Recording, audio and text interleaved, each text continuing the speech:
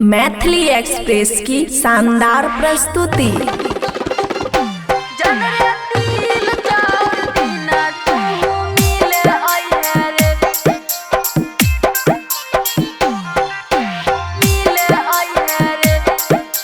खुशी recording studio बलुआहा।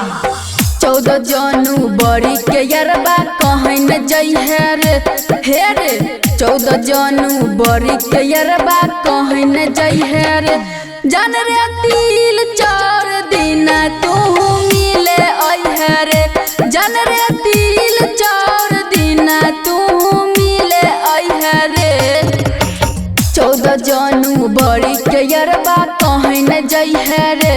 हे रे 14 जनवरी के यरबा कहीं न जइहे रे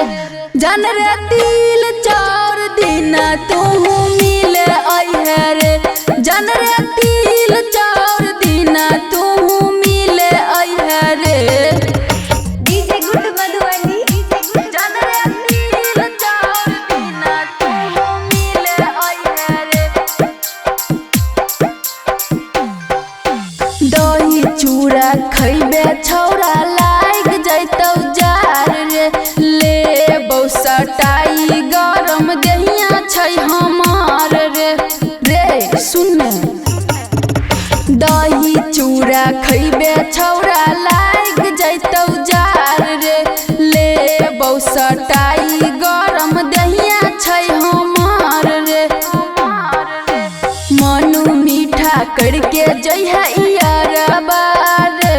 हे रे मनु मीठा करके जइहा इयारबा जन रे तिल 4 दिन तू मिले अइहे रे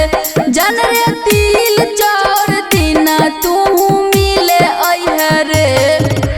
डीजे गुड मधुबनी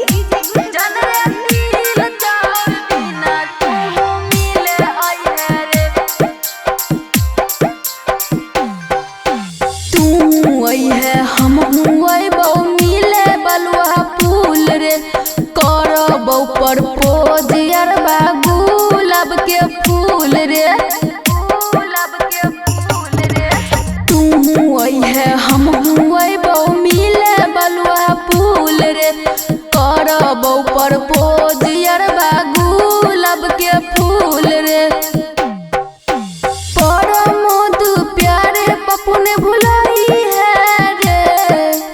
कहे छौ स्मृति मिले आई है रे